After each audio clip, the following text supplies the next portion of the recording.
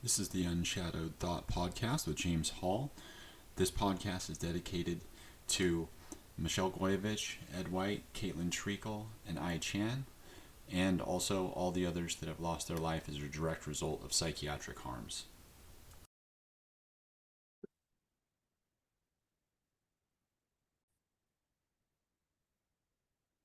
Hey everybody. Welcome back to anybody who's listening. I hope you've been well. It's been a long time since I recorded one of these. I've done a lot of living in the meantime. Um, this year's been crazy. I've done so many things and I've recovered so much. It's totally nuts. And a part of that recovery has been just branching out and doing my own thing and paying more attention to the things that I think are important and less what I think of what everybody wants of me. And so this is where I've landed at, and it's been a lack of doing the podcast, lack of communication with a lot of people, but still maintaining important communication, things I think are important when people have reached out to me. I've always answered and done everything I could for them, which is a really important thing in my life. So that's still been going on. Um, Super happy with that. And so yeah, so that's the reason I haven't done this in a while, but I've always had in the back of my mind, I left off with the meditations kind of segue or something that I thought I was going to do. And I've often thought about getting on doing a podcast on certain things, but I had this hesitation to do it because talking about meditations is really hard because everyone inherently starts at a certain level, and as they advance and they understand things about their life more and they learn more and they grow more, the stuff they said in the past doesn't is no longer relevant because they've realized and discussed and enlightened to like a higher truth, right? So as I've everything that I meant to say, I felt like profoundly important, but I also knew that it would end up being false and I may end up regret saying the things that I did. So these podcasts are in that framework, knowing that obviously nothing's perfect, and the more we learn, the more we grow, these things become obsolete, and we see higher truths and simpler truths as compared to where we were. So when I discuss those things, it'll be in that framework. And so keep that in mind. I'm going to keep it in mind. I'm going to let go of any attachment I have to what I say, and I'm just going to be honest and as helpful as I can to anyone that's out there listening. So so yeah, that's where I'm at. But I think I was talking about my year a little bit, and I did a 23 day fast at the beginning of this year, 2023, and I had profound changes from that. My akathisia stopped, and it has not returned, and we're a year later now. And it's not going to. At the beginning, I was just scared to death that it was temporary and it would come back in a couple months or in a couple weeks or whatever. I was having these bouts of panic that I no longer have either. I've beaten the panic as well, so the panic attacks have resolved at least over the last couple months. And I'll get very tense and high stress and agitated, which starts to feel like a panic attack, but it doesn't never manifest into a full panic attack. So the first thing to go is the akathisia. And then I was panicking all the way through the summer. I was having these bouts where I'd get overstimulated or things would go on and I'd panic. I was having it as I ended my fast as well, at the beginning of last year. And it's 2020, the January 2024 right now. I don't know. I probably said I was still in 2023. I haven't quite adjusted to the rollover yet. Um, but so you can see a pattern even just with that. Like at first the akathisia dropped and I was still having these panic, and then panic was lasting through summer, but then somewhere in fall and winter, the panic dropped off too, and I'm no longer having panic attacks. So it's a really profound thing with fasting. In all the books that I've read, they say, don't worry, you'll continue to heal even far after the fast. So the initial things you see from the fast, more will happen, right? But it's very vague and it's almost hard to believe because it's vague, right? And it's non-specific because each patient that these doctors have fasted that they're writing about is just going to be different. So they can't really go into specifics about that probably, right? But for myself, looking at my injury, I still have things like tinnitus, um, dissociation. A lot of the big things that I'm dealing with have improved, but they're still there, right? But the panic attacks is one way to quantify what's gone, right? And so as the years gone on, I've gotten better and better still, and I'm still improving. So now, like the last month of December, I literally I kind of ate whatever I wanted. I had fun. I had an incredible amount of joy and happiness in my life, a really minimal amount of stress and negative feelings. Although they were there, they were certainly there.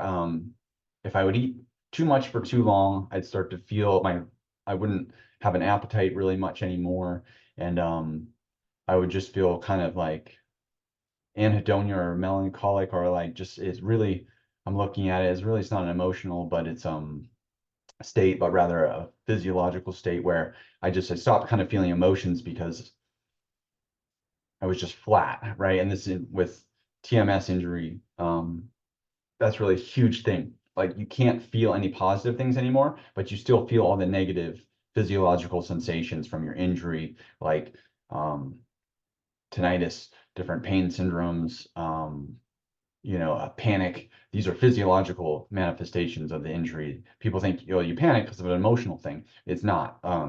If you have a head injury or any trauma to your nervous system regulates whether you're in fight or flight or you're panicking, or you're not, or you're stressed or not, all these things. So those become physiological manifestations of whatever state your nervous system is in. So you may be in a really bright place, right? And emotionally you're fine, but panic just floods you, right? And that's because your nervous system has been too stimulated and your nervous system can't regulate itself or your body very well anymore. And so I would kind of get into this place where my nervous system wasn't regulating as well, maybe because I was eating too much food or my emotional attachment to food hasn't been completely overcome. So I would have these kind of rough moments, right? But it's nothing compared to what it was. It's just absolutely nothing. And even though I was really unsatisfied in those moments, I would think about it and I'd be like, man, this is not. I'm still not feeling great, and I don't want to be in that space, but it's so much better than I was. So I'm just gonna rest. I'm just gonna take a nap. Um, Chill out and then wake up and see how it goes. And every time I do that, I just feel so much better and I'd be back kind of my baseline of feeling decent. And then if I do something good and positive, I'd feel great and positive. If something stressful happened, I would feel stress and it would be unpleasant, you know, and I would deal with that. So that's where I've been at. But when I look at how the year's fared and why I haven't done the podcast and stuff is that this is really why is because I've been working through these things, figuring things out because it's a drastic amount of change. In the past, dealing with TMS injury, like it was always the same horrible stuff over and over again. Actually, gave you a lot of bandwidth to do other things because you're just miserable and you just do what you can manage to do, and you really don't know whether resting is good or doing things to distract yourself is good or what. It's a big cluster 24/7. So I've been out of that, and I've been learning and resting and doing things to improve myself even more because I finally got a foothold into this space where I could heal, and I know the things that I do on a daily basis are actually making a difference. So taking a nap, doing things that are restful, not getting overstimulated, these things have a really impact on me now. Whereas before, it would just kind of keep me in a state where I wasn't too bad, but I was still kind of miserable. Now, when I do those things, the difference is that I feel great and I can go do things and I can be excited to go do something with my family or a friend. And when I go do that, experience genuine excitement, happiness, joy, sadness, all this stuff that was cut off from me before. And now I'm experiencing it again. And so as I do that, well, it's scary as all hell, to be honest with you, when it starts. And then as I work through it, I'm trying to kind of normalize to it again. It's like being a child. And I really look at the way children are and the way I see them and how that equates to what I'm going through. And all these things are still in me. My brain is still functioning underneath everything perfectly, or it still has the capacity to function perfectly. But the TMS injury has been like this overlay that's just prevented me from accessing that part of myself. And now that I'm getting access to it again, kind of my psyche is unfamiliar with it. But as I'm working through things, I realized that, okay, this is a very evolved feeling and experience for me that I've had hundreds of times before, and I'm doing it again, and it's very much the same. It's not like I'm starting over. It's just as if I'm accessing something I haven't had access to for 5 years. So that's why I took a break. And I think this is important, not just obviously, I mean, who cares? I took a break on the podcast. I haven't been as active in the community, right? Like, doesn't affect a lot of people. It's not particularly important, maybe, for a lot of reasons. But this does mirror, we see people in the community who get better and then they just disappear, right? Or we see people in the community just disappear sometimes. And that may be why, like, once your life starts to change and you're accessing different parts of yourself that you haven't had access to before, um, they may just leave, right? They may do things different. You see things very differently. I mean, I'm not interested in beating around the bush, but so I'll just say this is that the harm community is very, very, very hard to deal with. And when you're dealing with hard stuff, you're there and you're learning and you're in community with people, and it just kind of works, even though it can make you worse. Like, dealing with all that trauma and the influx of all the negativity all the time is horrible for people. It's a big problem. I see it as a big problem with the community, like the way we transmit um, negativity and unhappiness to each other is just a horrible problem. But it's essential that we understand each other and that we learn from each other as well. So it's a double-edged sword, and you can't really have one without the other. So it just is. And I don't think there's anything wrong with it. That's not what I'm trying to say here. But as you're coming out of what you're experiencing as bad, you look back on it, and it's just the level of negativity is really, really hard to participate in, and it's overwhelming for someone who's coming out of it, because they're unsure how they're feeling and if they're really better or not. And so it's very hard to engage the community, and I don't think it's a good idea for people either that are recovering. You need to move on, and you need to get to a place where you're really good. I really admire the people that recover and then come back in and help, or manage to help throughout the recovery. It's a very, very dangerous and tenuous situation, because you need to recover, and you need to recover all the way. That's very, very, very important.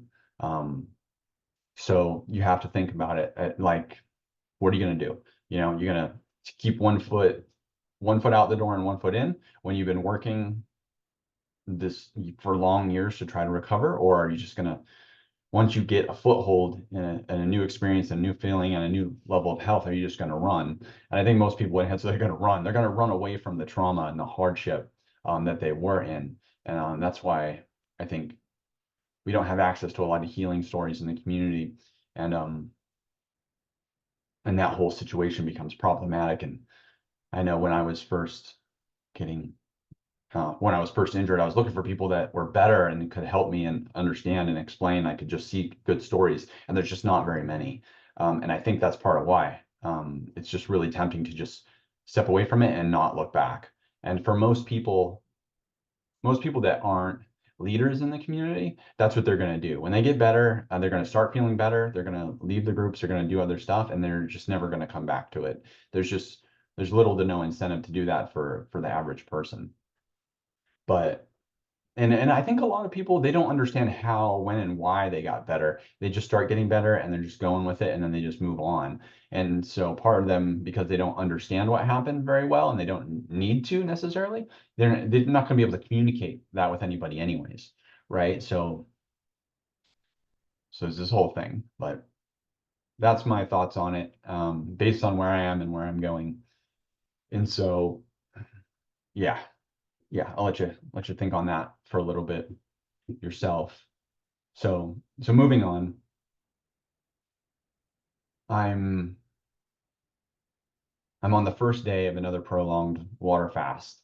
And I want to comment on this because it's not significant. I'm on the first day. I tried again back in summer, I think in like August, and it just failed. I made it 3 days, and that was it. I started panicking. And I was just like, I'm not fasting right now. It just doesn't feel right. I don't feel comfortable with it. I'm just not. Um, and that was about 6 months after I had initially fasted, I think. Maybe it was a little bit shorter than that, like 5. I tried to do these formulas and stuff to measure out when it was safe to fast again, and that's what I came up with. So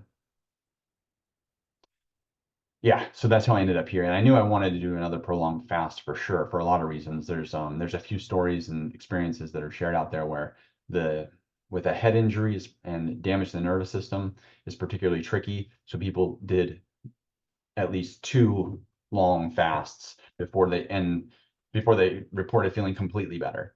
So I definitely not completely better after the first one, even though I made way more progress in this 1 year than I have over the last five.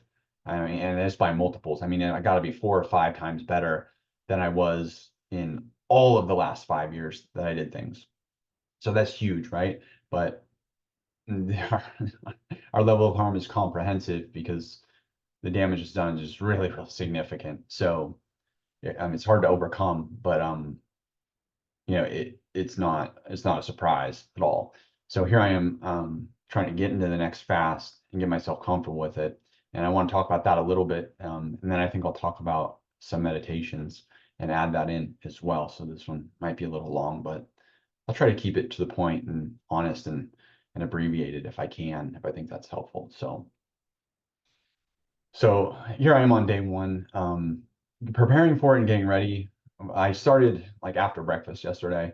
So now I'm at lunch on the next day. So I'm a little bit beyond the first 24 hours, if you want to look at that technically. But so I'm on day two technically. I guess I'm starting on day two. So I've been at it for a bit. I ate fruits and vegetables for the last several days. That should help me when I'm going through my refeeding and help make a bowel movement easy, because it's really actually really scary when you can't go to the bathroom but you're eating. It gives you this really unpleasant sensation, and I really didn't like that last time. I was very scared. I was scared that I was going to get a like an obstruction in my stomach, or that something wasn't going to go and I was going to end up in the hospital and I'm having to have a procedure or something. Even though I haven't really read any of that in the literature, I'm still afraid of it. You get afraid of things that you haven't experienced before, you don't understand, and that's where I was at. So I prepared myself this time, knowing that that's important when you get through it and you get on the other side, because this thing is so long and comprehensive and saturating. Like, it just takes up your whole being for a very long time. And when you're fasting, I'd say every day that you experience has to be the equivalent of what it feels like to experience maybe 3 days when you're not fasting. Like, time slows down, you're bored, you can't eat, you don't have meals to break up your day, you don't have meals to focus on or to think about what's next. You're just there with yourself. And that's really powerfully important, but it's also a hurdle. And so as I'm preparing and dealing right now, that's a lot of stuff that's going through my mind. So I prepared myself, I got ready.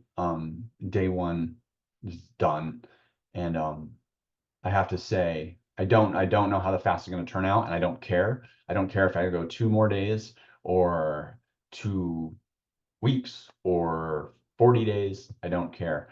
I'm going to end it when I think it needs to end, and I think that's the best way to look at it. So I hope that I make it a long ways, because I do correspond making it far to having more healing benefits.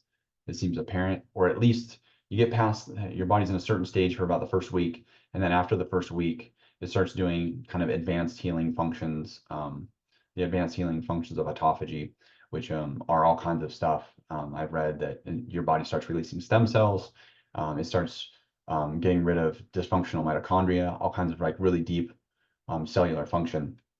And so that's where I'm aiming for. I'm just aiming to get past a week, so that maybe some of those deeper benefits that I got last time will continue on, and I'll be able to heal even more some of this other stuff, and just experience that and see how it is and discover and learn what it's like. But I can tell you, so this is where I wanted to get at with it.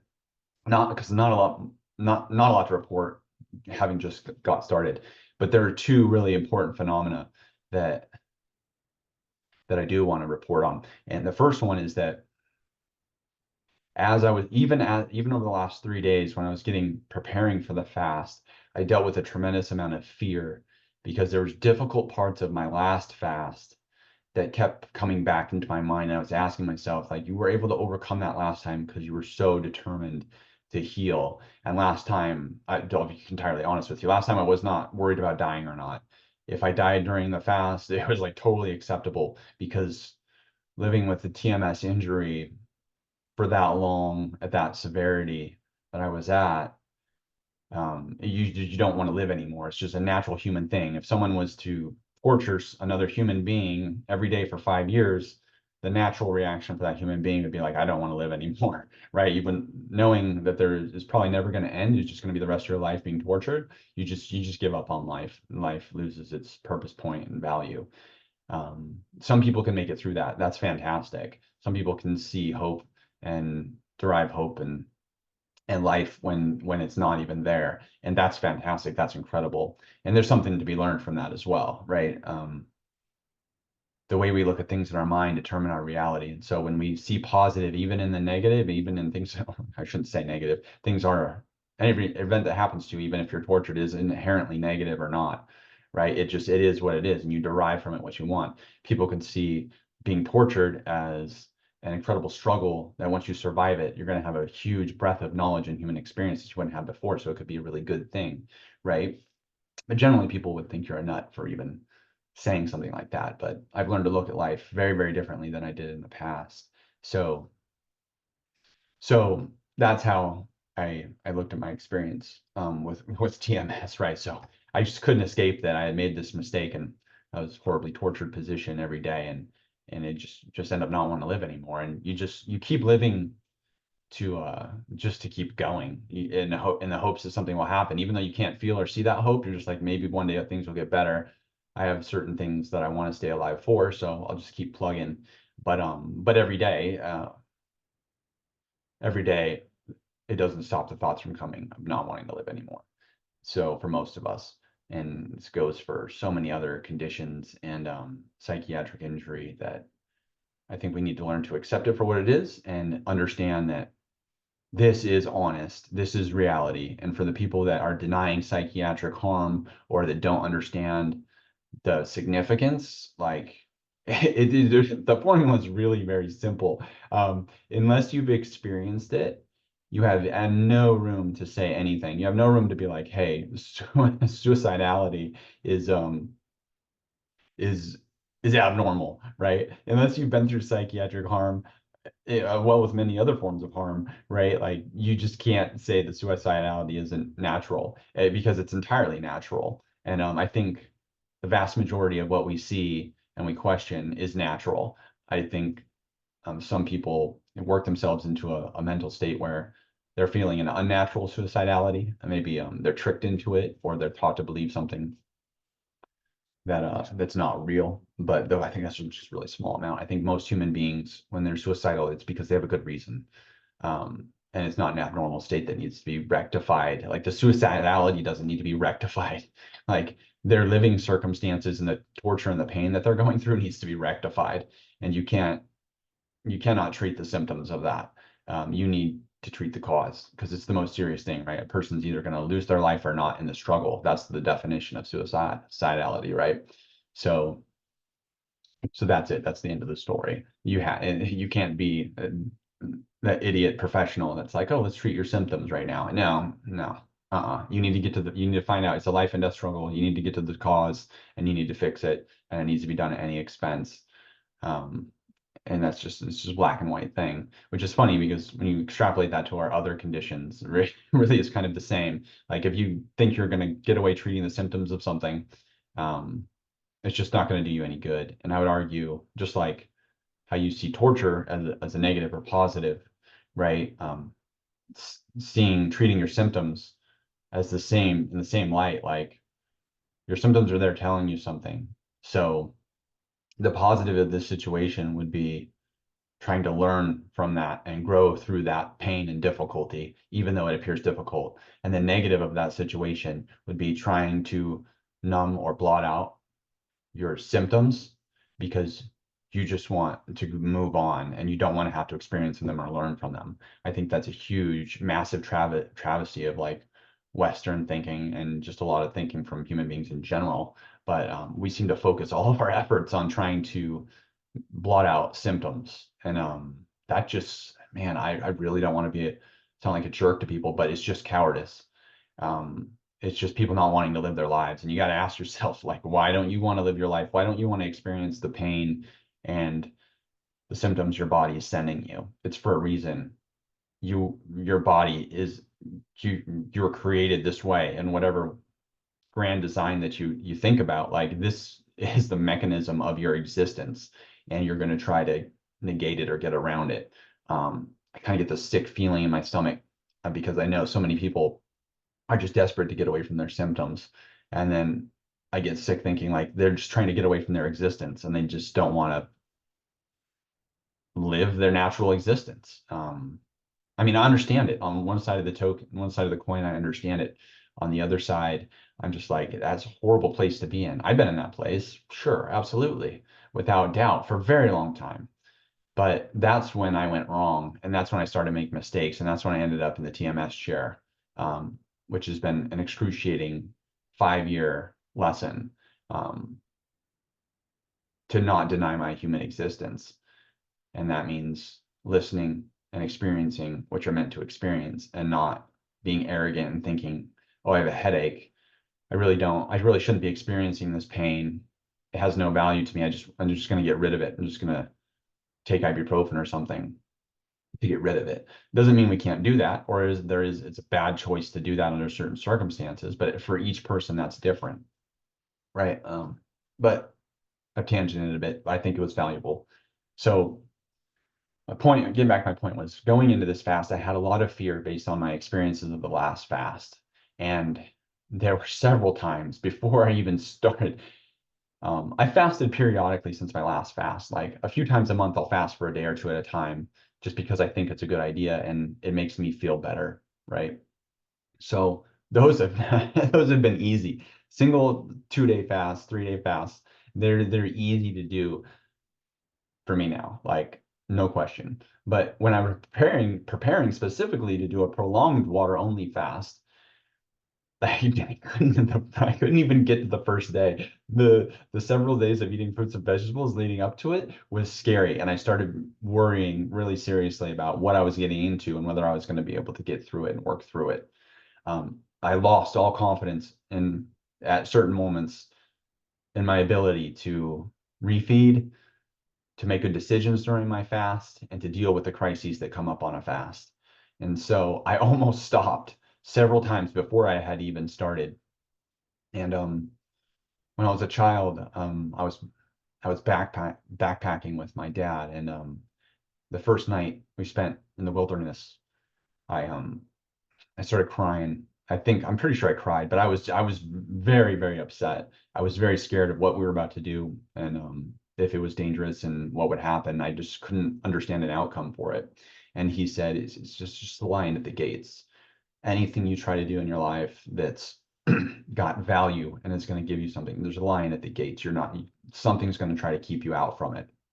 And it is not going to be easy. Right. And not long after that, we actually turned back, and I couldn't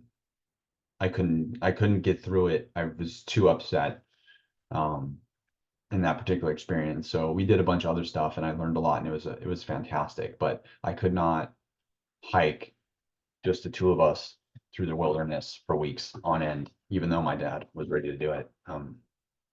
But that's a perfect example of what I was experiencing now. For the first few days. I was just aligned. The gates was there, and it was making me stressed. I lost my confidence, and I just was like compromising myself. I was like, you fast for a few days, maybe you'll make it a week. That'd be great. All this self-talk to try to get myself to do something instead of just quit altogether.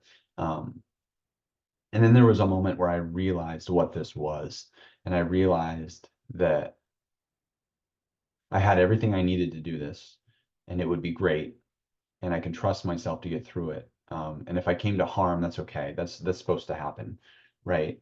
Um, but that was not likely at all. And this was a good decision, and I should be doing it. It's what I should be doing right now. So, so there was that. Um, and I think people wouldn't expect that from the second time around after having done a really long fast in the past. Um, but it also keyed me off to think about the fast is about resting and finding peace and doing positive things to fill your mind so your mind grows.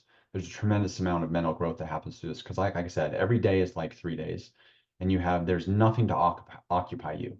You're just alone with yourself. Even if there's people around you, you still are alone by yourself through the fast. It's just the nature of the experience, and that's it.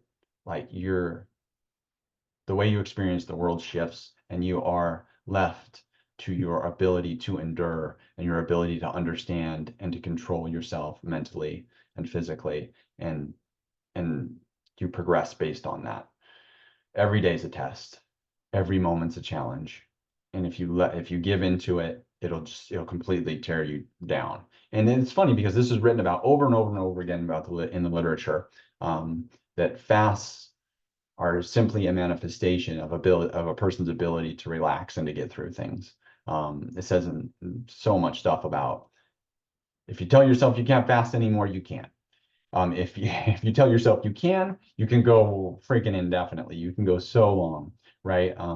And reading through Shelton's work, there's stuff about people that are doing extraordinary feats like 15, 20, 30 days of fasting.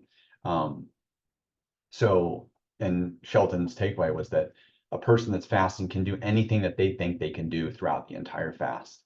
And that's the only limitation of what you can do in your activity on the fast, right? Other doctors like insist that you rest and do this stuff, right? And I think that's essential for neurological healing. I think Shelton was looking at people that were actually healthy and they were fasting for additional health, and they had a lot that they could do right in that situation. But people that are looking to heal, I do think it's important that you rest, because our nervous system is doing a lot and it needs its bandwidth. And if the bandwidth is already compromised from having a neurological condition or disorder or agitation, you definitely need to rest.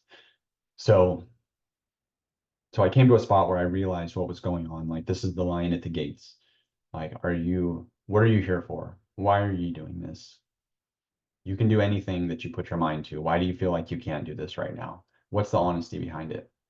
And then I grappled with that for at least a day, after I had got done just freaking out for a few days doing the most basic stuff. Um, and then I came to a spot where I realized I was running from my fear of refeeding. I was running from my fear of the crises on the fast. And when I let go of that and I restored my confidence in myself, all of a sudden I looked forward to refeeding. I looked forward to dealing with the crises. Um, and I felt a calm inside. I felt a lack of stress, and I felt peace.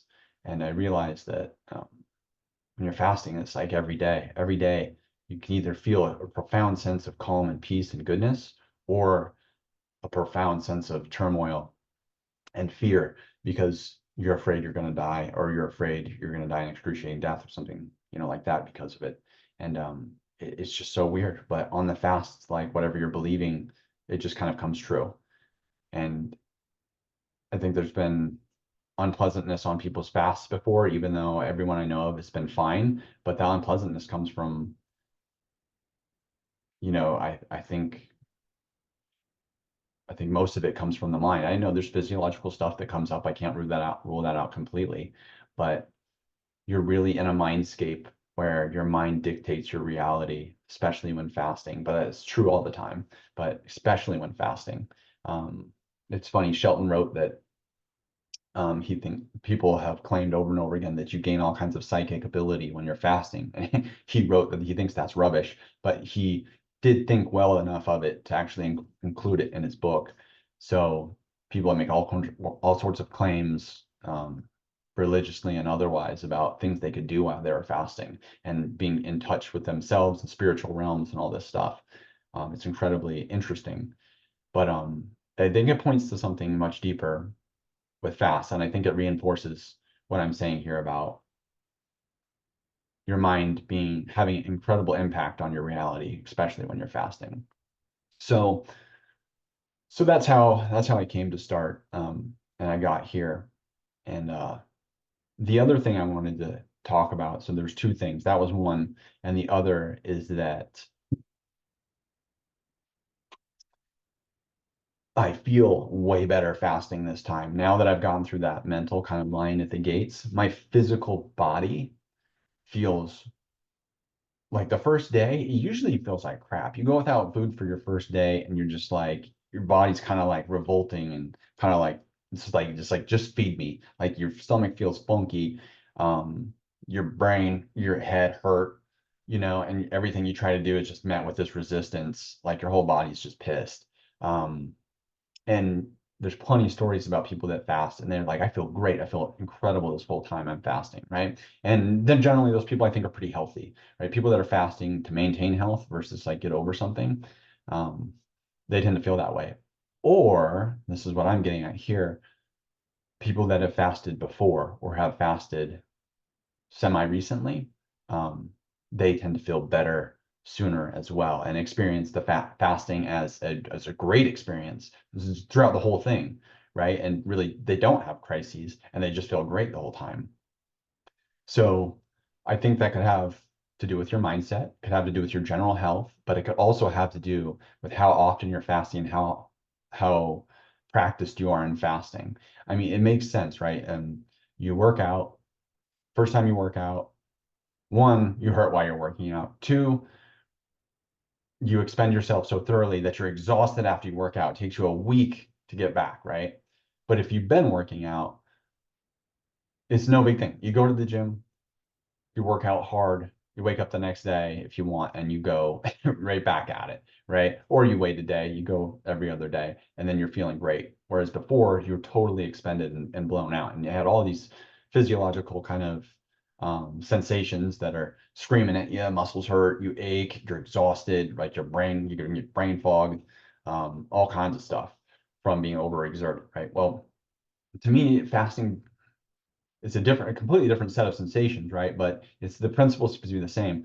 Like the more I've fasted, the more familiar I've gotten with fasting, the better it's gone, right? I definitely have more confidence, but I just lack the sensations, the troublesome sensations, if you will, with it. And this, like last time I started the fast, like in retrospect, I just I felt similar to the way I felt every day, but generally I felt kind of weak and definitely not positive, just kind of flat and weak, but I'm just going through it. I don't care. It's fine. I was used to feeling that way. This time is I feel strong, I feel positive, I feel connected, I feel I feel good my first day. Um, I've certainly got some funk in my head, like I feel more depersonalized than I would before, or I've had more kind of brain fog. Um, than I did before I was fasting. So fasting definitely brings on these kinds of funky symptoms or funky kind of sensations that just go along with not eating food, right? You're kind of switching over, right? I think for keto they call it like keto brain. Um, but fasting, right? You definitely are kind of put into a different mental state. And that's definitely here full force. But in the past where I felt weak, now I'm feeling stronger. I actually feel physically stronger fasting than I did before my fast, which is just a trip, right? My emotions are easier to regulate. I feel more comfortable. My stress level is lower. All kinds of good stuff is happening as well so far on the first day. And this is really what a lot of people report when I was talking about people that are in good health that fast. This is really what they report the whole fast. They feel great the whole time. They enjoy things more. They're more contemplative. They have all kinds of benefits, and and that's that. So I'm experiencing that this time around. So I don't know what the whole fast will be like. I'm curious. I'm a little nervous, but I'm really hopeful on day one that this might be a lot easier and a lot less problematic because my body is much more well acquainted with this process than it was last time. And for people that are listening to this informationally and trying to make their own decisions about fasting, as I've explained to so many people about what I went through and what they could expect if they want to try it. They've asked me a lot of questions and I've given direct answers, but really the place that I came to is that, and these are really people that have never fasted before and are just now considering the idea. I come back when I'm done telling them, answering their questions, and I say, fasting is like, it's a practice and it's a discipline. You fast, if you've never fasted before, you fast for a day, right? And you learn how your body reacts, you get comfortable with the change in sensations and feelings. And then a little bit later, you see what your results are. A little bit later, you fast another day, right? And you get acquainted with that experience and what's going on, right? You're learning like you're supposed to, right? From your interactions in reality, right? And then you're learning some more, you're asking more questions, you're learning some more, you're asking some more questions, and then you're manifesting your knowledge into reality with your actions when you fast, right? And then you grow. Then you're like, okay, I feel comfortable doing a 2-day fast, right? Now I do a 3-day. It doesn't mean you have to work one day to 2 days to 3 days to 7 days, to 3, 4, 5, 6, 7, 8, 9, right? That's kind of, I mean, if you want to do it, fantastic, right? I certainly didn't do that. I went from, I think a 5-day fast was my longest fast, to 23 days. Because once you get into the fast, when you stop, um, all that momentum's lost, right? Like, and again, 3 days feel like one. You're not losing something small that you can just go and grab again, right? You're losing a lot. Like, you make a 5-day fast, it's more like 15, right? You drop a 10-day fast, it's more like 30, in terms of what you would think of in work. Like, if you're going to work an 8-hour job, right? It might feel the equivalent of that. It's definitely more. Maybe the 3-day idea I have right now is not exactly accurate for everybody, but it's definitely more than, I can tell you that for sure. Definitely more than a single day's worth of work. So it's a practice. If you're considering fasting, especially on your own, it's a practice. Don't think that I'm so tired of the mentality of I'm just gonna do this and I'll be all better, right? No. Did I believe in that mentality when I first got hurt? Yeah, I was really hoping there was some easy thing I could do, like go do some hyperbaric for a while and then you'll be good to go. That would be wonderful. That's great. That's not existence. That's not reality. I've never found that to be honest. It's just not the way it is. Um, so I'm super tired of hearing that from people. Even though I understand it, I get it.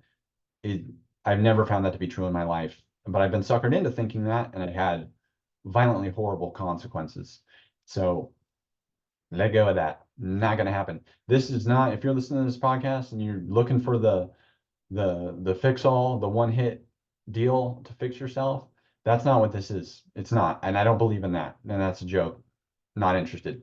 There was a time where I would kind of temper that response, but this is not that. I'm done with that part of my life. I'm done lying to myself and lying to other people. So fasting is a practice that will take your heart and your mind and your body, and it will take diligence and resilience, even if you have none. If you are extremely injured and you're listening to this, it will require everything that you have to go through this course.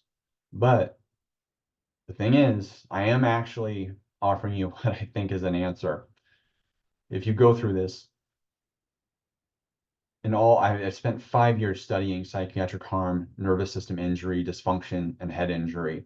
Um, I've had a few doctors say, wow, you know way more than me, neurologist specialists. Um, this is not bragging. I don't care. That doesn't help me out, right? All it says is that just trying to communicate that I know well what I'm talking about. Um, you should use your own perspective, judgment, and intelligence with that. If you think I'm full of crap, excellent. You should follow that. If you don't, could be worth listening to. But the point is that fasting is a practice. It's difficult. You'll have to apply yourself.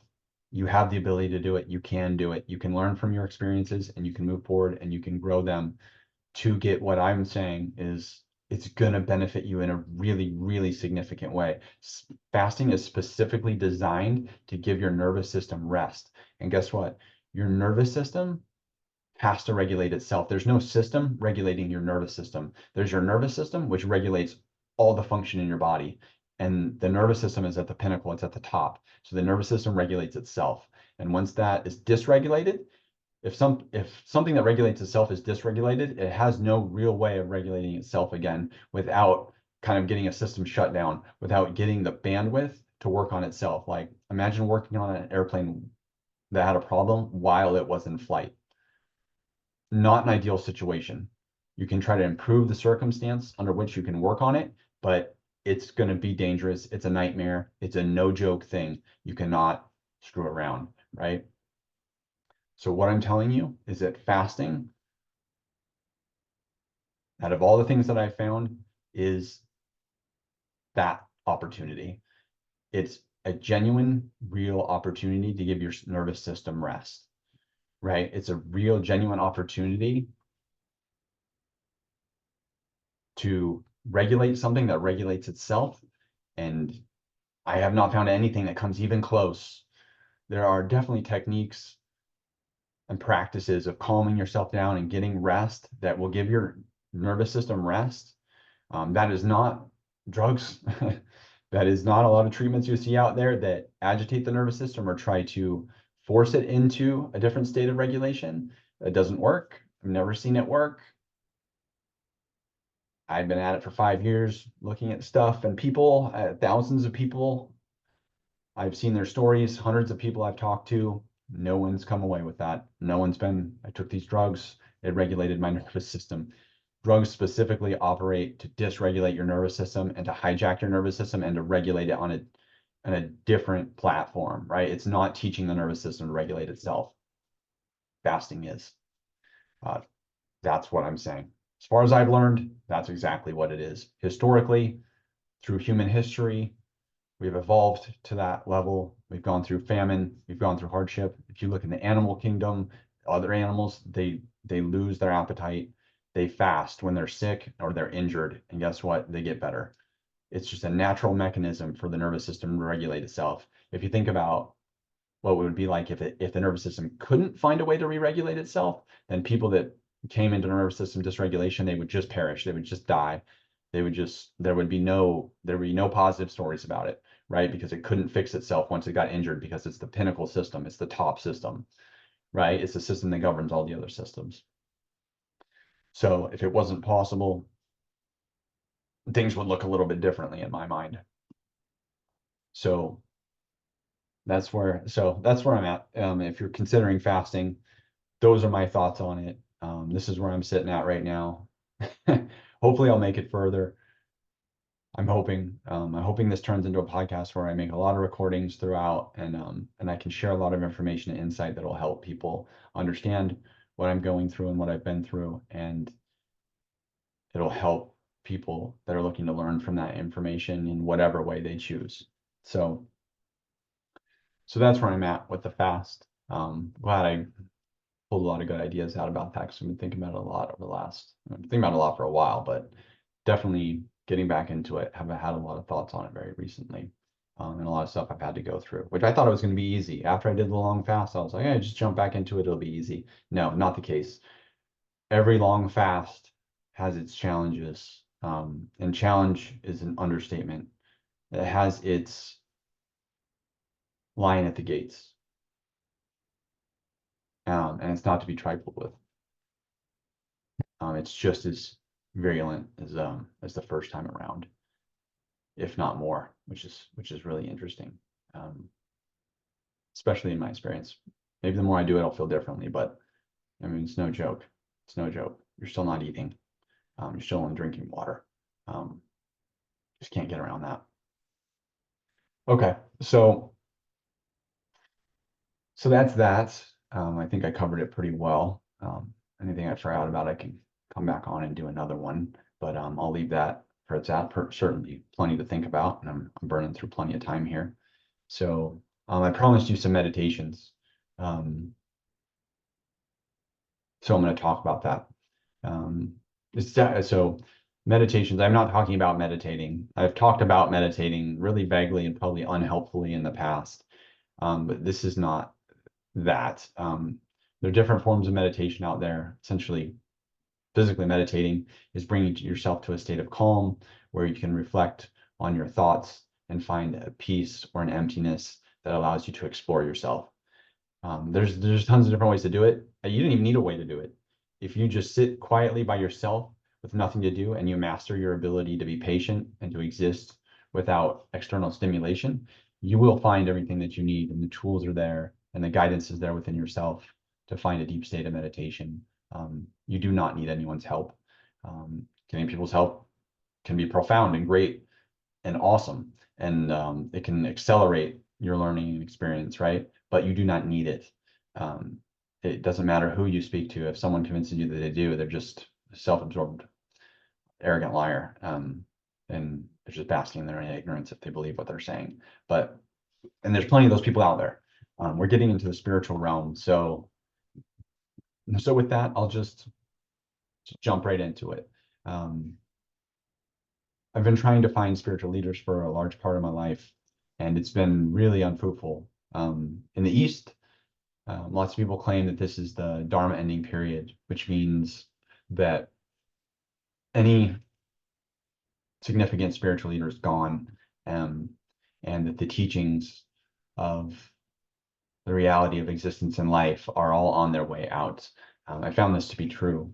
It doesn't mean there's not echoes from the past that we can learn from. It just means that there's a proverb, a Chinese proverb, that um, learning um,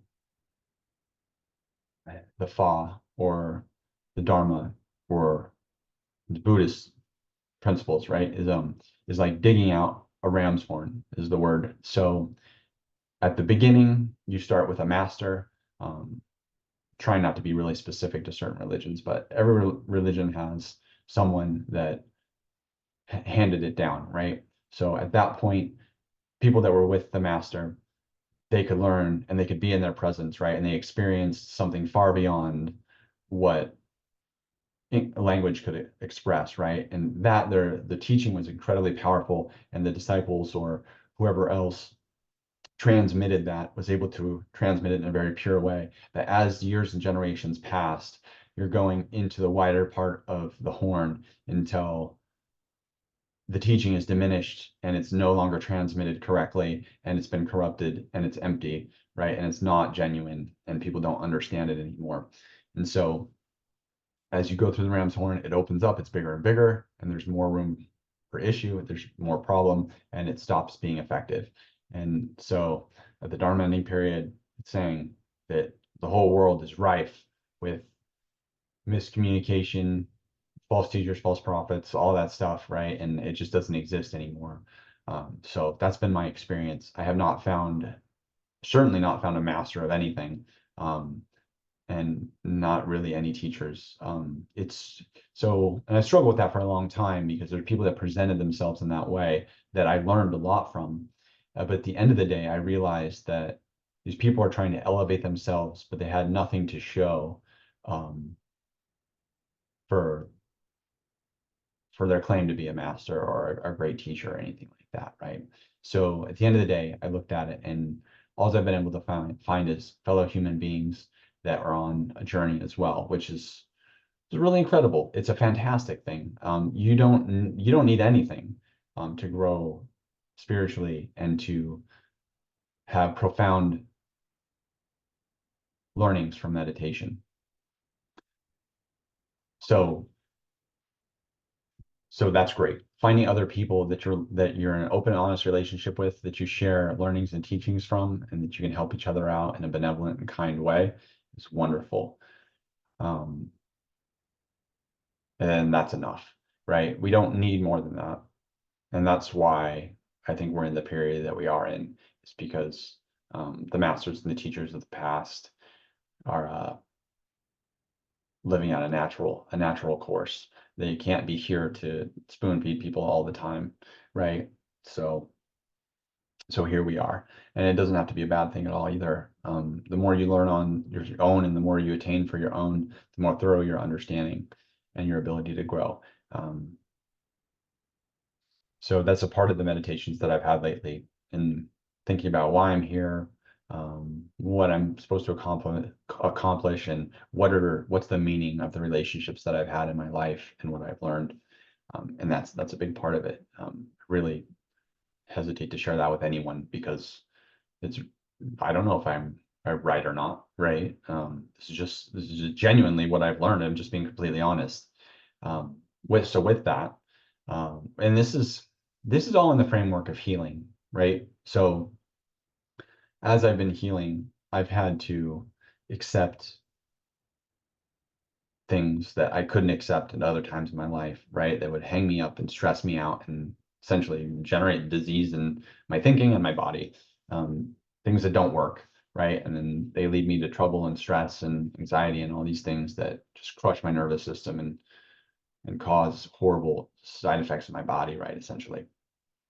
So this is all in the context of healing. Like when you can think well and you can be happy with your thoughts and you can let go of all the crazy things going on in this world, that's when you get to a place where you can truly understand what's going on and what has value and what doesn't and what's important and what's not, because the world is absolutely violently rife with deception and misunderstanding as human beings try harder and harder to manipulate and control each other, which is all this giant joke, which also helps me understand like we're in kind of Dharma ending period or end times or whatever you want to call it, because 99.9999% of all the people that I've met really just trying to fulfill themselves.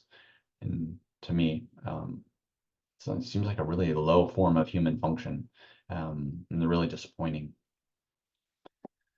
But on the flip side, all the people that I've met have all been open to the deeper things that I've had to say and the deeper discussions that we've had to some extent. They all have an awareness. They all know that there's something more, but they're convinced that that doesn't have enough value to overcome getting paid, gratifying yourself, and controlling others. And when we have people at the highest levels of every form of leadership and influence and influence that are telling them otherwise, it's, I can't blame them for buying into the things they're blasted with in the face every day. So okay, so let's see, I'm trying to spit this out, so I'm just going to do it. So in my experience in my life, I've talked about my meditations and kind of the supernatural things I've experienced there. I don't know if you're paying attention or not, but healing goes along the same perspective. Healing yourself if you've been severely injured or just at any point in your life, I think every person's going to run into it. It takes a supernatural ability. So if the medical model doesn't work, which I don't believe it does, I mean, there's definitely some amazing things they can do with acute injury and certain things, but in terms of the mental health crisis and everything, it's done. I think it's made things, yeah, it's made things significantly worse. It certainly hasn't helped in a generalistic perspective. Um, there are some people helping and doing amazing things, but the vast majority of people are severely injuring each other with the hopes that objective medicine will cure our minds, and objective approaches will heal our minds. And it's just, it's not going to happen. It's never going to happen. It's not happening now. Um, so the words that I'm saying now are an effort to share what I've learned with people who are of a different mindset that are interested in taking responsibility for their own health and healing their own mind through, and this is very specific, this is very important, through the violent upheaval and danger and injury that surrounds us. So I'm not talking about trying to get well in a good environment. I'm talking about trying to get well when everything is out to kill us. And when you think about that, and as I've thought about it in the past, this is impossible. I cannot get well when everything is trying to pull me down, right? There's no objective conventional force or ability that I could ever gain to heal myself when everything is trying to destroy me. It doesn't make sense. You can't ride a guy with no legs can't ride his wheelchair in the middle of a firefight, like a gunfight, and expect to come out, right? Like he's gonna get shot and wounded, like and killed, like because he's the easiest guy to take down, right? Like when everyone else is undercover and is fully capable of, fighting, this person's not going to do it, and that's me, the guy in the wheelchair in the middle of a gunfight. Um, so what I realized through my meditations and and thinking about like, hey, how's this really going to pan out? What's the honesty of the situation? Not because I want to understand, it's because I need to know what to do. Honestly, I'm not going to keep going to doctors and keep getting procedures. That's a no. I'd rather die. So that's out. So what is there that's left? And so these meditations and contemplations are what I've come to genuinely for myself. And so I learned these things a long time ago. I'll make fairly short work of them because they don't need expounding. They need exploration. So each person that listens to them will have to determine whether it's worth or not.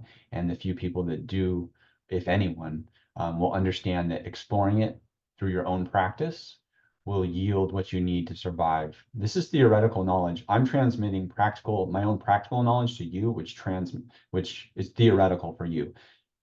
I'm saying it with a full understanding. You're hearing it without any understanding, just theoretical, right? You don't know how I'm practicing it. All you know, you may look at it and say, this makes sense. I get part of this, so I can try to understand it more. And that understanding will come through your own practice because everyone will experience it differently, and everyone does. And this is the beauty of life, that we all have our own space and our own life to live. We cannot live someone else's life. This is an absolute essential. Um, it's a fundamental rule. No one can live for you, and you can't live for anyone else. Tried to think around that a million times, and it just doesn't know. It's one fundamental of life. Everyone lives their own life. Everyone is responsible for their own thoughts and actions and beliefs. And that is the great equalizer. There's no way around that. And this, as such, the things that I'm saying are the most honest and real things that I've ever experienced and learned in my life. But each person has to grow to see it for themselves because my words will fail and my extrapolations will fail, all that. So, so this is what I've learned. From a young age, I learned I've been empathic, so I've felt other people's feelings. I've been really, I've experienced an incredible amount through the world. So I definitely feel sensitive to what's going on, and I'm very keyed into what's going on and how I feel and what's transpiring within myself and outside myself. With that being said, I found truth through a lot of different spiritual disciplines. I was raised in a certain religion, which was very is Western, so it's very orthodox, right? Do these things, and this is what will ensure you have an afterlife, right? And then these are the teachings, and the teachings make sense, right? But the administration of those teachings were horribly incongruent with what I found was an honest life, and even with the teachings themselves. So I swore off the institutions that were administering the teachings, not as an evil, but rather as something that was not practical for myself.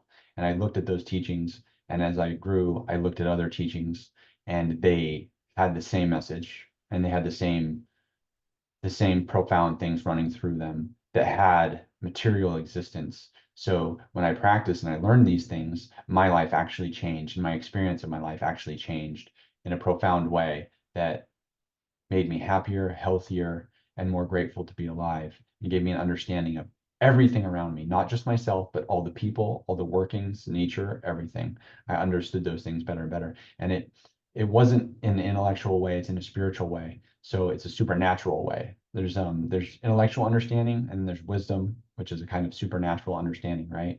You don't have to explain how you understand something, or you can't. It just happens, right? So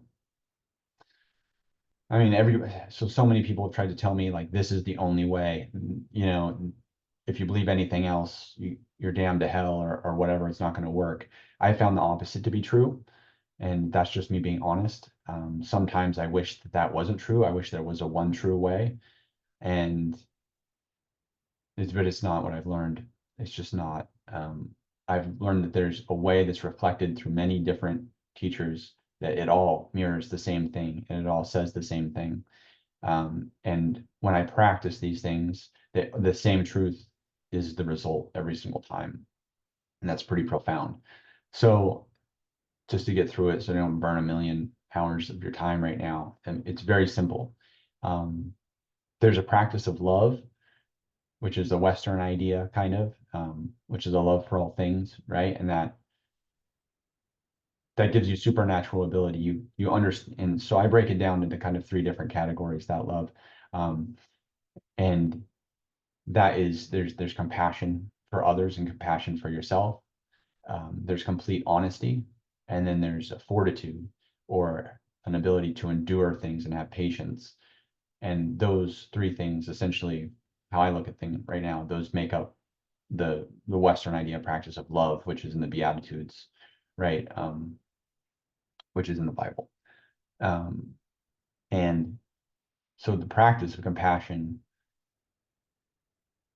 fortitude, and honesty in all things elevate your existence. And as you practice them, they change you. So through the practice of compassion, um, as you start to be kind to others and to sacrifice yourself so that others can benefit, you start to see things through other people's eyes. And this gives you a different life to understand the world through. So you see it through your own eyes and you understand it. You see it through other people's eyes and you start to understand it, right? And as you do that more and more, your mind and your spirit start to understand things in a more holistic level and a complex level. So you start to gain wisdom and understanding that transcends what an individual can understand. And this is a supernatural kind of understanding, right? But as you grow your compassion, this is what you gain in exchange, right? And because growing your compassion is self-sacrificing, right? So you're giving something up in exchange for something greater. And that's how my experience has worked with that. And it's filled me up and led to meditations that I could not have otherwise gained. Honesty has When I turned myself over to being honest all the time and with everyone, changed this in a supernatural way. It's changed the trajectory of my life.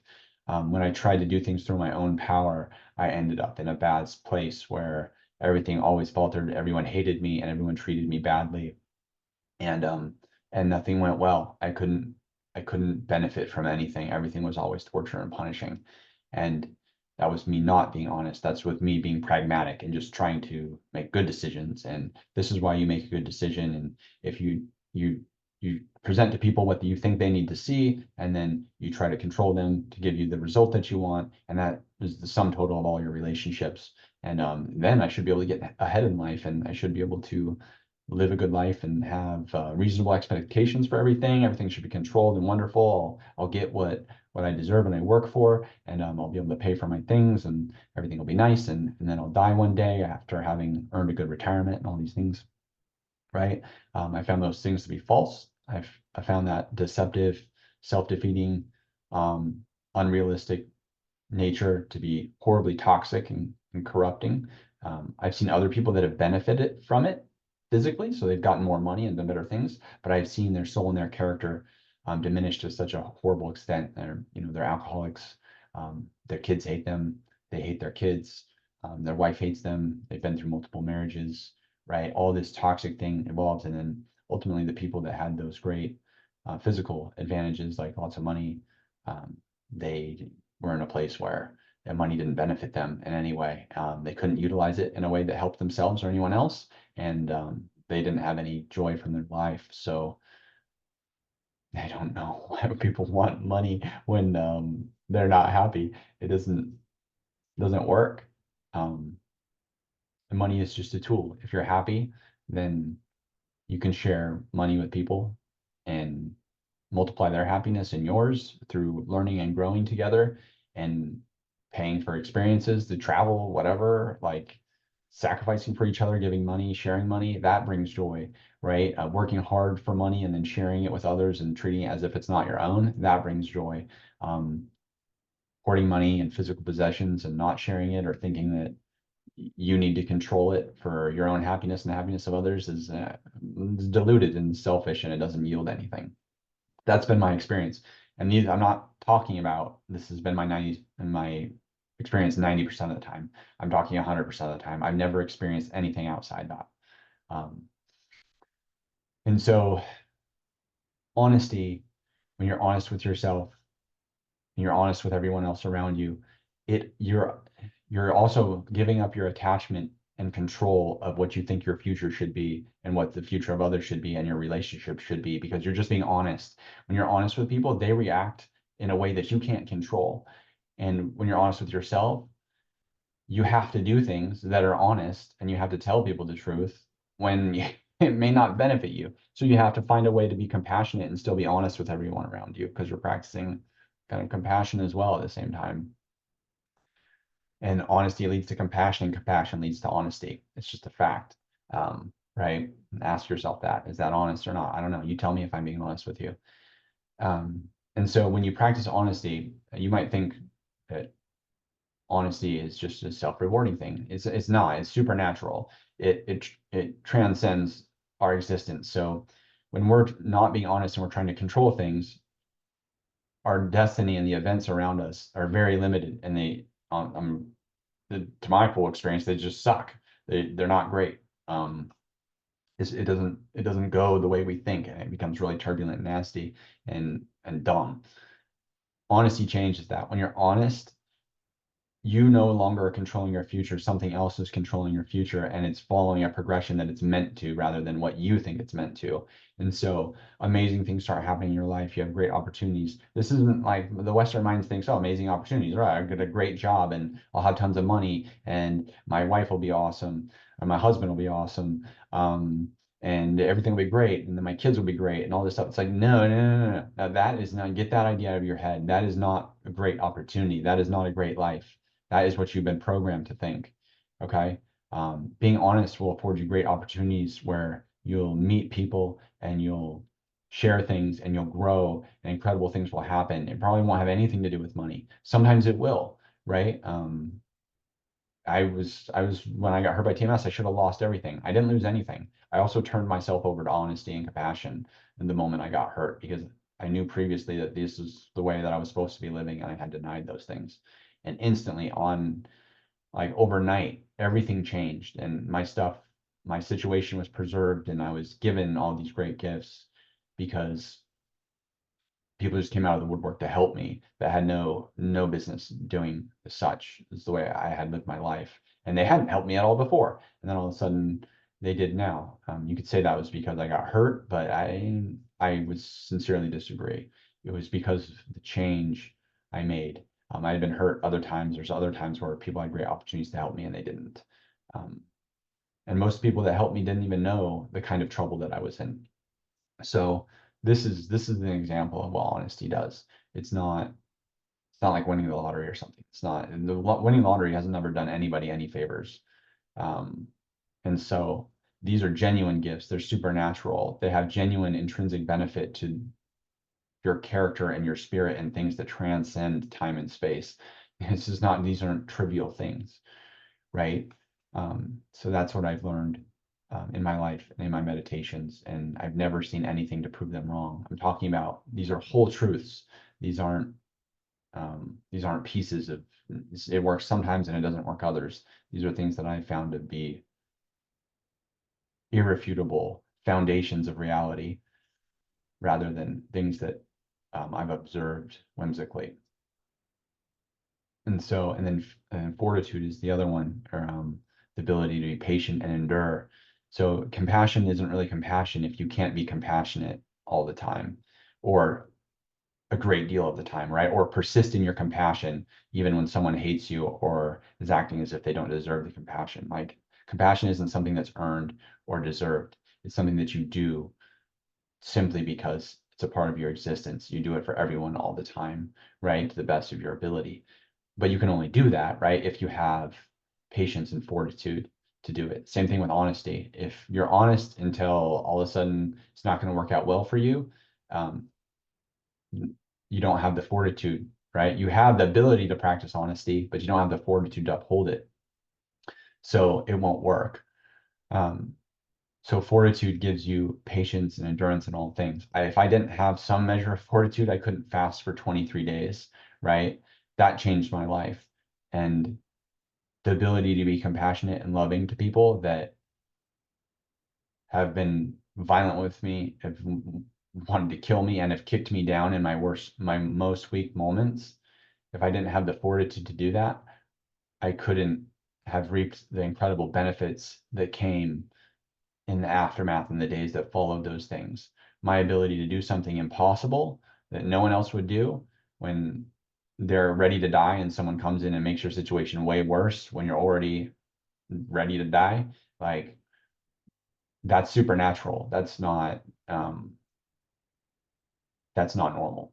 People don't do that, right? So your practice of fortitude, it grows the other practices.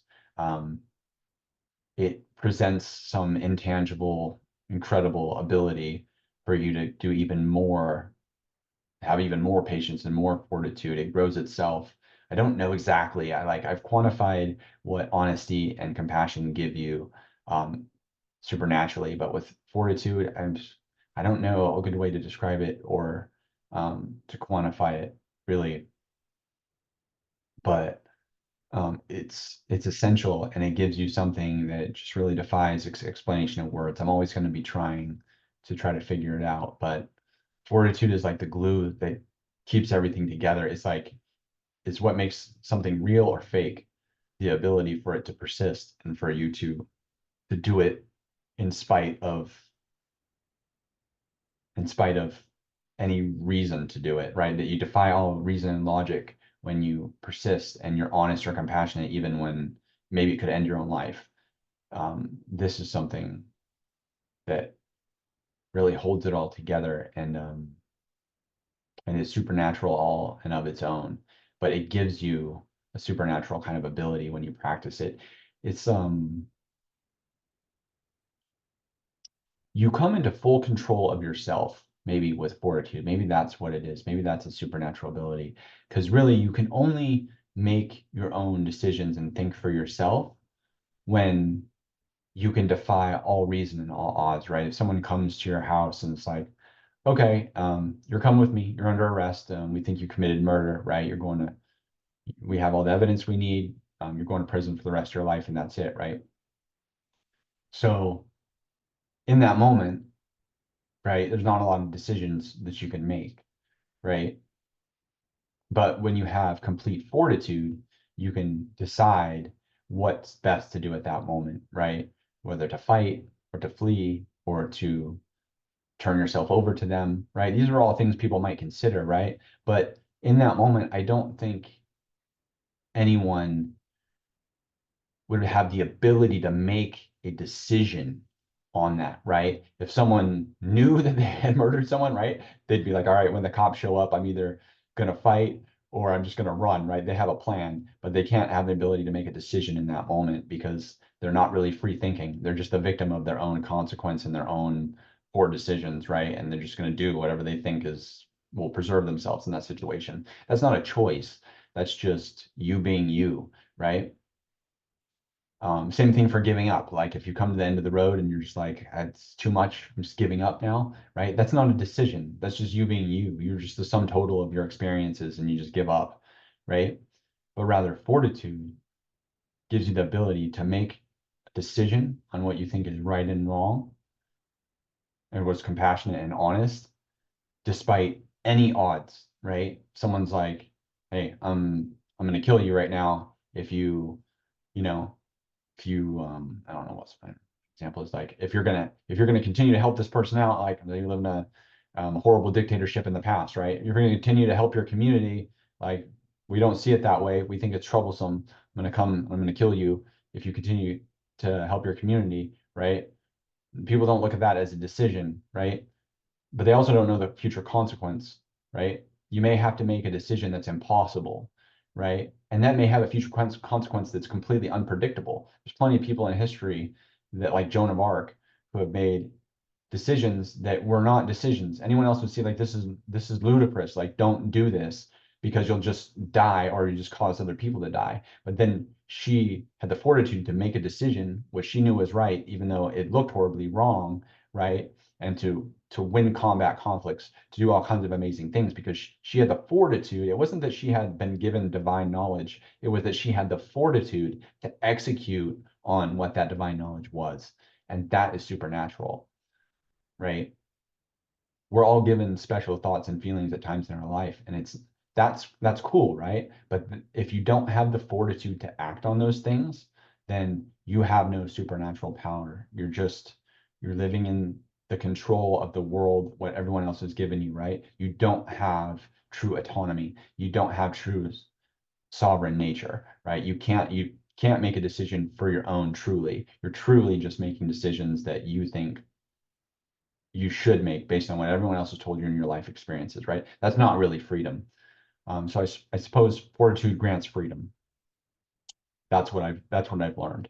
Um, and so the practice of those things I see as the practice of love. So when you love someone or you're doing something that you love, you practice it with full autonomy. You practice it honestly and compassionately, right? And that gives you the full result or the full benefit of whatever you're doing if you can practice it in that way.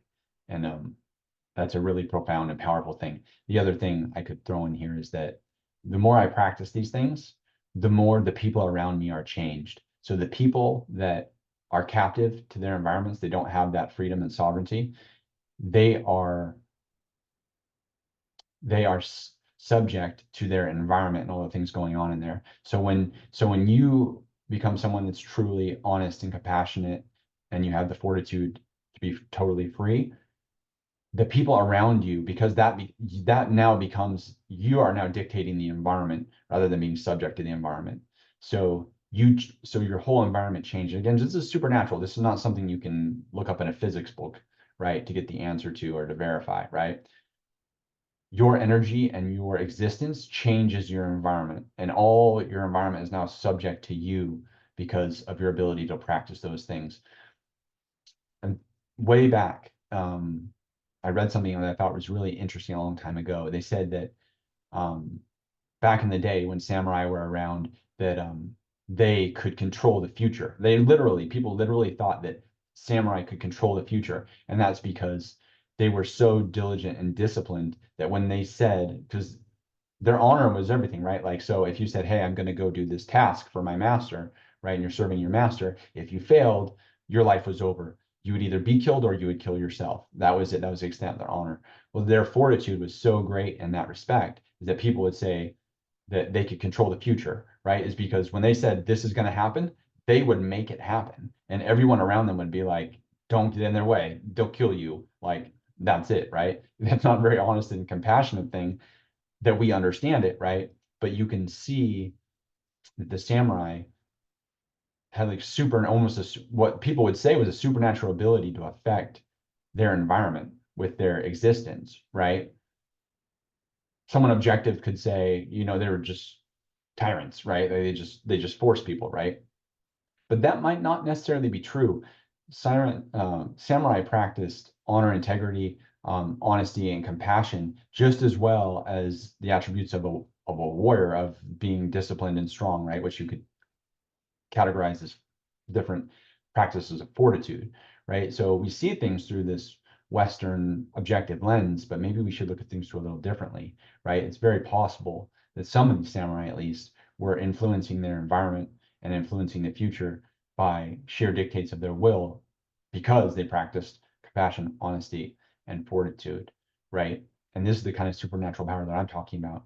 People will change around you. You will change in an incredibly good and incredible way, awesome way, right? Samurai call it the way, right? There's the way. You stop thinking, right? And then you practice, you're not attached to things around you. The only thing you're practicing is compassion, honesty, and fortitude. And so you no longer care, what kind of car you drive. You no longer care about all these things. You're simply caring about being compassionate, honest, and that changes your reality, changes your future, right? And it changes the fabric of the things around you. So people start to think differently around you. People start to express themselves differently around you. And when you think about trauma responses, right, and things being toxic and horrible, right, because people are always trying to pretend to be one way, and they're not talking about the horrible things they've been through, and they're just trying to be safe, right? when you're honest and compassionate, you free everyone from those expectations and that reality, right? They're able to be themselves and they're able to tell you the honest things on their mind because they know you'll react in a compassionate way and exchange honesty with them, right? So now their character and the person that they are is changing and they're free to be the person. So you're setting them free in a way, right? Other people around you, same thing. Physicality, like the events in your life, how they transpire, how they unfold, are all influenced by the change of this reality around you, right? And it comes full circle, right? And then it expands out. Now people have the freedom to do what they think is right as well and be healthy and be honest and compassionate and have the own patience to deal with things in their lives, right? And that expands out beyond them, right? And so transmitting this knowledge and this experience from myself to you is the hope that you can take control of your situation, even if your situation, you have no control over your situation, right?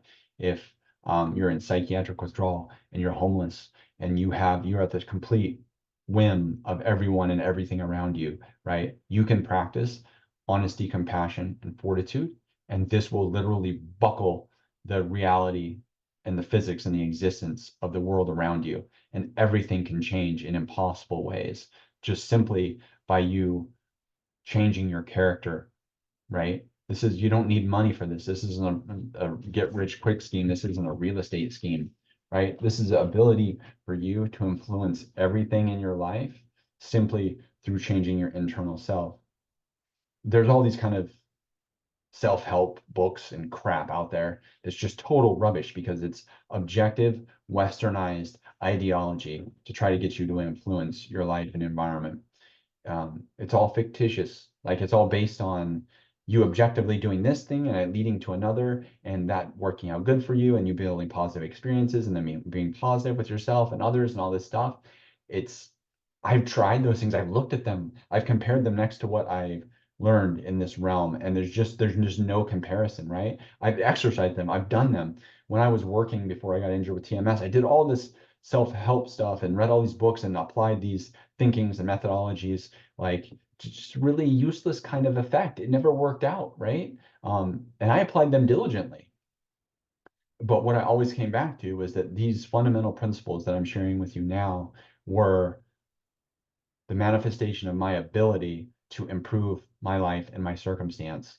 And I learned them when I was really young. It had incredible benefit. And then I actually turned my back on them as I went and I got a job and I started making money and doing these things because it wasn't giving me more money. It wasn't making my situation practically better. It was making my situation better on a different level that I didn't want in my life at that time. I just wanted money. I wanted to be able to pay the bills better. I wanted a house. I wanted a car. I wanted all this stuff. And as I abandoned the things that truly made me happy for the things that superficially made me happy, I made a profound mistake. And that's what cost. And I practiced that and diligently for 15 years. And I ended up in a TMS chair that destroyed my body as well. And then once I turned back to those principles that I had learned before and re-examined them and re-examined my mistakes, it all became incredibly clear that it was my misunderstanding and my misdirection of myself that changed me for the negative. And I lost so many things that I had gained, and I severely injured myself and put myself into a situation that the only way out was through profound mental and physical change by giving up everything that I had learned for the last 15 years, just working a crap job and believing in physical um, self-indulgence, that I would be able to get better and we're able to turn my life around. And that's what I'm experiencing right now.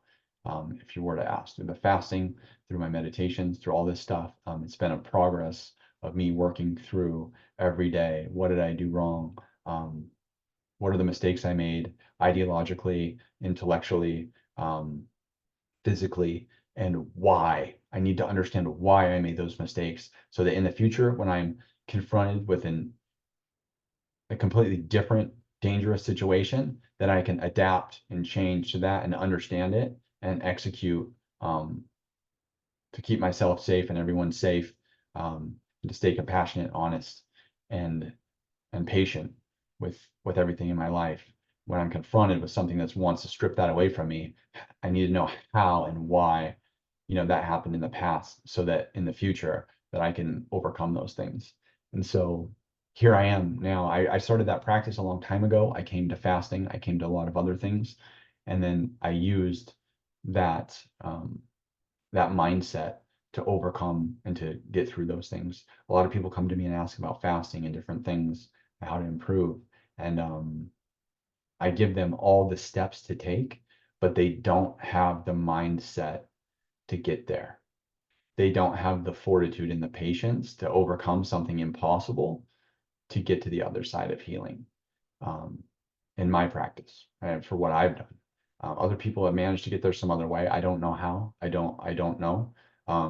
What I've mentioned here is the sum total of everything that I've learned and all the people I've examined and talked to who have gotten better, and the ones who haven't. This is the fundamental, ultimate like knowledge that I've learned through those things. So those are my meditations. Those are the things I've been thinking about over the years that I've been locked up in the thralls of TMS harm. Those are the things I've learned in deep moments of sitting in meditation. Those are the things I've learned in deep moments of pontification, um, when I was in and amongst doing all sorts of things throughout my life, including fasting. And so that's the place that I've come to. Um, Again, that understanding is completely dependent on what I've been through, where I've been at, and where I'm going. Everyone will understand my words differently and take different effect from them, but they're all pointed at a higher truth that we all have the ability to understand.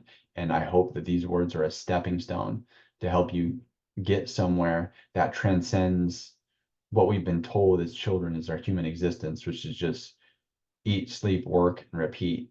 Um, that I think all of us know that that is not human existence, and something as far cooler is going on here. And the matrix is just like we're we've been put in the matrix from a young age now, particularly in history at this time in history. And so we have to unlearn all the things that we've learned, and we have to work it out, and we have to get out. Like I think all of us intrinsically know that this matrix is not cool, and it's sucking the life out of us, and it's not going to work out well. So getting out is a completely different proposition. And so what I think that I have done here is giving you the tools that you need to get out for yourself and to live your own life the way that you want to live it in complete autonomy. That's what I think that I've given you, and that's what I hope that I've given you. It is certainly is to the best of my ability. I've been thinking about these.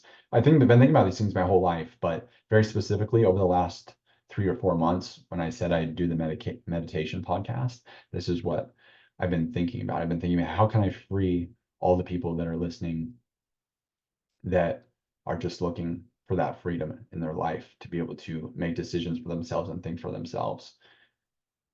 When you're trapped, you sometimes you don't even know you're trapped. You don't know how extensively you're trapped. You don't know how to get out, right? How do you teach someone to think for themselves when all as they know is what they've been thinking, right?